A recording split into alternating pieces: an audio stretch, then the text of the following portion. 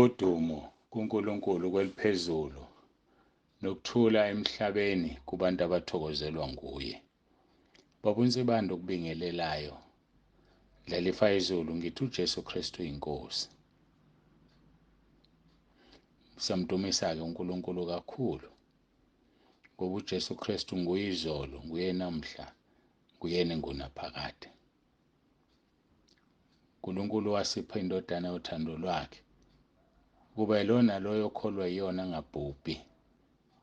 Ingakho uJohane chapter 3 verse 14 ethi njengoba uMose wayephakamisa inyoka ehlane, kanjalo nathi simelwe ukuyiphakamisa indodana yomuntu.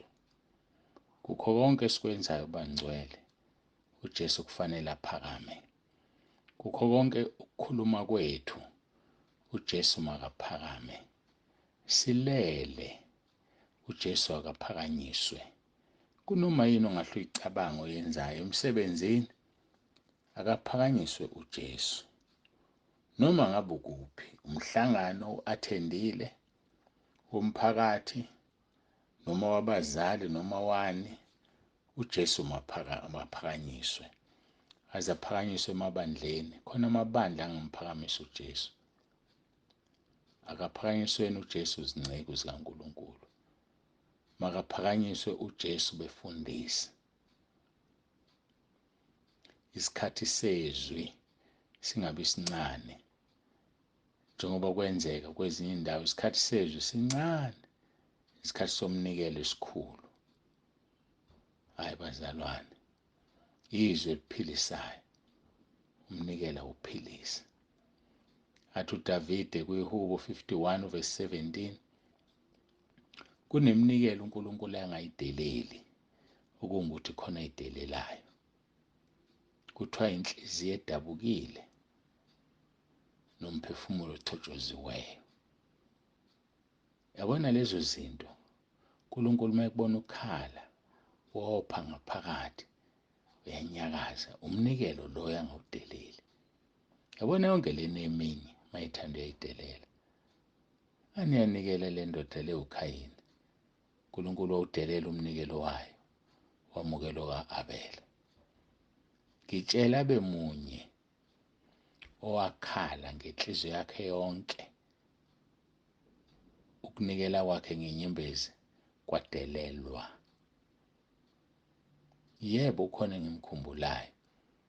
U-Esawu kuthiwa ubuzibulo bakhe sebufuna ngenyembezi, akazange abuthole ngoba wayefuna ubuzibulo, engafuni lo wamnika ubuzibulo. Hayi ngeke bazalwana, ake sifuneni umbuso kaNkulunkulu nokulunga kwakhe, khona konke okunye konezelwa kuthina. Thina sijahile nje, sifuna izinto zihambe kahle, sifuna izinto zilunge, futhi sifuna zilungiswe uyena lo Nkulunkulu, kodwa yena simfuni. Sifuna imikhuleko, sikhulekele ukuthi izinto zilunge, kodwa sifuna ukwenza izimiso zakhe. Ngiyamthanda uJesu lapho kuJohane 15 verse 16. Uthi aningikhethanga mina, kodwa nikhethwe yimina, Jesu. Nganithatha, nganibeka ukuba nithele izithelo, nezithelo zenu zihlale, ukuze noma yini nicela uBaba ngegama lami nikwamukele. Yini wena uthandaza ungaphenduli? Yini ucele kungaphenduli? And ucela ngale igama likaJesu. Yindaba awunazi izithelo, azihlali izithelo zakho. Ufuna uJesu ube nezithelo, nezithelo zihlale. Uma ungenazi izithelo, uyadlala nje. Uyadlala mntaka baba. Funda uverse 16 John 15. Uthi aningikhethanga nina, yimina enginikhethile, ngase nginibeka.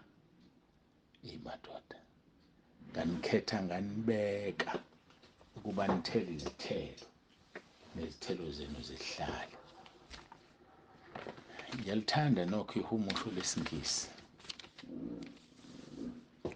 King James Version verse 16. You have not chosen me, but I have chosen you and ordained you that you should go and bring forth fruit, and that your fruit should remain, that whatsoever ye shall ask of the Father in my name, he may give it to you. Ngiyalithanda leli. Thani ngikhethanga nina, kodwa mina nginikhethile. Nganigcoba, I ordained you. Nganigcobela ukuthi niphume nithele izithelo. Nezithelo zenu zihlale kuba noma yini nakuyicela kubaba egameni lami aninikeze. Yazi sijotshiwe bazalwane, sijotshelwe ukuphuma sothela izithelo. Manje thina sifuna izinto zikaNkulunkulu singazitheli izithelo. Sifuna izinto zikaNkulunkulu singajotshiwe ukuba siphume sothela izithelo. We madoda, kodwa ngiyaphi kuleli vesi? Yilaba abazalwane abamkhuleko yabo ingaphendulwa. Yilaba abazalwane abemkhuleko yabo ingaphendulwa. Ngoba kufuneka umkhuleko wakho uphendulwe. Kufuneka umkhuleko wakho uNkulunkulu awuzwe. Kodwa ukuze awuzwe umkhuleko wakho, mawube ngokhethwe uJesu, hayi wena umkhethile. Mase kukhethile uyakugcoba. Akugcoba bese kukhipha ukuthi uphume uthele izithelo. Ngoba ngeke uzithele izithelo ungagcotshiwe. Mase kugcobela ukuthi uthele izithelo, ufuna zihlale, kungabi iy'thelo zesikhashana. Kungabi iy'thelo zasehlobo ebusika azikho. Ubusika uyabazi ubusika, uma usuney'nkinga ziyaphela. Uma usuhlangabezana nezimpi ziyaphela iy'thelo. Kuvela ukuthi ubani. Ufuna zihlale.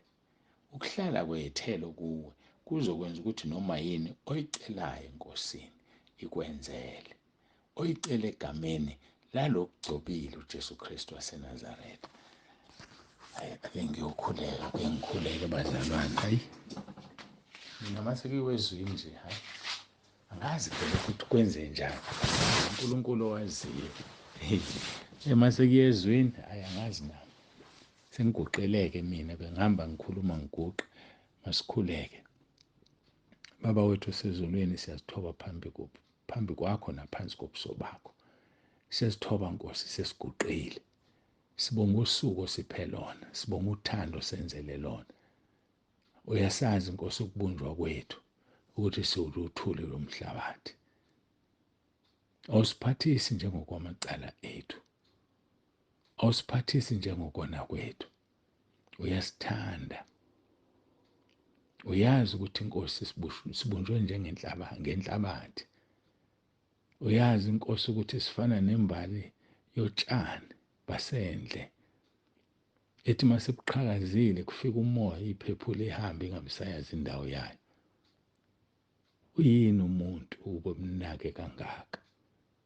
Uyini umuntu ube umhlole njalo njalo? Uyini umuntu ube umthande? Ngoba thina sizibona siyimpethu nje. Nkulunkulu wethu, siyabonga, siyabonga. Ukuthandwa izulu, siyabonga. Sisize Nkosi singadlali ngomusa wakho. Sisize Nkosi sikukhonze ngeqiniso. Silekelele Nkulunkulu wethu. Uyayazi imizamo yethu. Uyakwazi konke esikwenzayo. Sizama ukukuthanda. Sizama ukwenza intando yakho. Uyabona lo naloyo ukuthi uhluleka kuphi. Uyabona lo naloyo ukuthi ubuthaka kuphi. Sisize Nkosi ukuba sithwalane ngomkhuleko. Siyabonga ngoJesu Kristu Inkosi yethu ephilayo. Siyakubonga Nkosi. Ngaphandle kwakho siyini? Ngaphandle kwakho singaba yini kulo mhlaba? Nkulunkulu nomusa, siyabonga. Sikakhulu sijabulela ukuthi amagama ethu alotshiwe ezulwini. Ukuthi amadimoni ayasithobela kusijabulisa. Ukuthi izifo ziyasithobela basinda abantu akusijabulisa. Ukuthi kukhulunywa kahle ngathi akusijabulisi. Kodwa sijabulela ukuthi amagama ethu alotshiwe ezulwini. Ngoba ilokho Nkosi okusemqoka. Ukuthi igama lilotshiwe ezulwini noma sengilicishile ngezenzo zami. Thatha udumo egameni elihle lomfelo wethu uJesu ophilayo. Siyakuthanda Nkosi Jesu, kodwa wasithanda kuqala. Siyakuthanda Baba wethu osezulwini. Wasithanda kuqala wadela indodana yakho. Siyakuthanda Moya Ongcwele. Siyabonga ukuthi usigadile uhlezi phakathi kwethu. Uzohlala kube ngonaphakade uma thina singakuxoshi. Siyabonga udumo lonke lokufanele lungo lwakho. Izikhathi zingakabikho namanje kuze kube phakade ngoJesu Kristu inkosi ephilayo. Amen. Jesu Kristu inkosi. Asiqhubekeni bazalwane. Sizofunda izwi lenkosi abase-Efesu chapter 6. Siqala verse 18 sigcine verse 20. Ngokukhuleka konke nokunxusa. Nikhuleka ngomoya ngesikhathi zonke. Nikhuleka ngesikhathi zonke ngomoya. Kulokho nilinde ngesineke sonke nangokunxusela abangcwele bonke. Ninxusele nami ukuba ngiphiwe izwi xa ngivula umlomo wami, ngize ngishumele ngesibindi imfihlakalo yevangeli engisithunywa ngalo esiboshiwe ngamagedango, ukuze ngikhulume ngesibindi ngalo njengokuba kufanele ukuba ngikhulume. Ngithanda ukubuyela emuva ekukhulekeni ngomoya. Bazalwane, lisemqoka leli phuzu. Awuvele ufayele nje ukhuleka ngomoya. Ngoba uma uvele ukukhuleka nje, umkhuleko wakho awuzomukeleka. Awumukeleki umkhuleko wakho. Kodwa kufanele sikhuleke ngomoya. Ukwasho njalo uJesu kowesifazane waseSamariya. Wathi ku-chapter 4 kuJohane, sifazane kholwa yimi, isikhathi siyeza lapho ningasayokukhuleka kuBaba nakule ntaba naseJerusalema. Nina nikhuleka kweningakwaziyo, thina sikhuleka kwesikwaziyo, ngokuba insindisi ivela kubaJuda. Verse 23. Kodwa isikhathi siyeza, sesikhona namanje, lapho abakhulekayo abaqinisileyo beyokukhuleka kuBaba ngomoya nangeqiniso. Abanjani labo? Abakhuleka beqinisile. Khona abantu abakhuleka bengaqinisile. Khona abantu abadlalayo. Laba bathi bekhuleka kube phakathi kwabo kunama-voices akhulumayo athuka uNkulunkulu. Kunama-voices akhulumayo asho ukubheka eceleni, athi uJesu akekho noma uNkulunkulu akekho.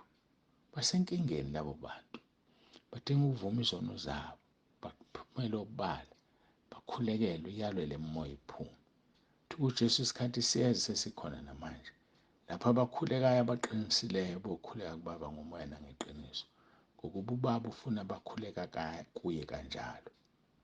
Ngoba uNkulunkulu ungumoya, abakhuleka kuye bafanele ukukhuleka ngomoya nangeqiniso, ngoba uNkulunkulu ungumoya. Yabona abakhuleka ngeqiniso, sibabona bekhuleka ngomoya, abakhohlwa ukukhulekela abantu ababuthakathaka. Athi abaseRoma 15 verse 1, kepha thina esinamandla sifanele ukuthwala ubuthakathaka babangenamandla, singazithokozisi thina. Yazi kube lula kumuntu angene emkhosini, angenele omunye umuntu, abahlobene nokuhlobana, emkhulekelela ukuthi enze njani, amthwale ngoba ubuthakathaka. Uma ungadli usungathokozi, ungazithokozisi wena, thwala lo munye umuntu. Ukhuleka ngomoya, thwala abanye abantu abasenkingeni, thwala abanye abantu abangalizwi izwi lenkosi, thwala abanye abantu abangakwazi ukukhuleka ngomoya. Athi thina esinamandla sifanele ukuthwala ubuthakathaka babangenamandla, singazithokozisi thina. Lo naloyo kithi makathokozise umakhelwane, kube kuhle aze akheke. Uma ingakakheki umakhelwane, awukwazi ukuphumula. Mkhulekele, mngenele emkhosini. And engikuthanda ngesikhathi wenza lokhu, wena qala ubusiswayo. Sikufundile kuJob 42 lokho verse 10. uNkulunkulu wambuyisela uJobe konke ayelahlekelwe khona lapho ekhulekela abangani bakhe. Asinganqeni ukukhulekela abantwana bakaNkulunkulu, ngoba noKristu akazithokozisanga yena, kepha kunjengokuba kulotshiwe ukuthi ukuthula ukuthuka kwabakuthukayo kwehlela phezu kwami. So masithwele imithwalo yabanye abantu, ukuthuka abathukwa ngakho kwehlela kuthina. Kodwa ngiyamthanda uNkulunkulu ngoba akamxoshi umuntu, uyamshintsha umxoshwa angabe umxoshwa kuyena. 2 Samuel chapter 14 verse 14. Kuthiwa ukuphila kwethu kunjengamanzi athithwa emhlabathini angena qoqo. Kodwa uNkulunkulu akakuthethi ukuphila uqamba amasu ukuba umxoshwa angabe umxoshwa kuyena. Ngiyacela siguqe sikhuleke. Baba ongcwele, Baba olungileyo, siyabonga. Ngiyacela ubusise lona loyo lalele manje. Siyabonga ngoJesu Kristu inkosi yethu ephilayo. uJesu Kristu inkosi. Amen. Zindlalifa zezulu, Baba uNsibande uyavalelisa uthi uJesu Kristu inkosi. Ngiyabonga.